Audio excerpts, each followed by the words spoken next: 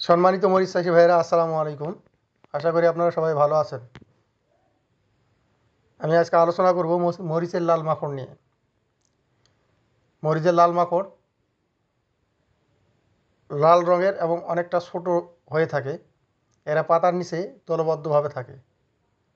পাতায় খুব ছোট ছোট সাদা সাদা দাগ দেখা যায়। লক্ষণ: মরিচ গাছে লাল মাকড় লাগলে দেখবেন পাতা নিচের দিকে কোঁকড়ায় গেছে এবং গাছটা অনেকটা জটরার মতো হয়ে গেছে।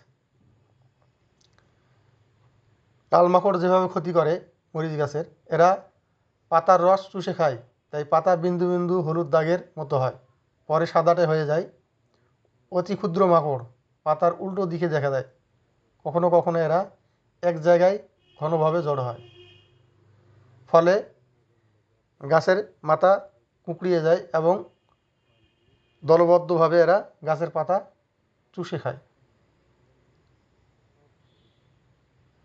লাল মাকড় লাগলে এর প্রতিকার: সুষম সার ব্যবহার করতে হবে, সঠিক দূরত্বে চারা রোপণ করতে হবে এবং ক্ষেত পরিষ্কার পরিচ্ছন্ন রাখতে হবে। আক্রমণের মাত্রা বেশি হলে অ্যাবামেকটিন জাতীয় মাকড়নাশক অথবা পাইরোফক্সিভেন ফেনপ্রোফিথিন জাতীয় মাকড়নাশক ব্যবহার করলে এর ভালো ফলাফল পাওয়া যায়। আপনাদের সকলকে ধন্যবাদ। আপনারা আপনাদের মূল্যবান সময় দিয়ে আমার এই ভিডিওটি দেখার জন্য।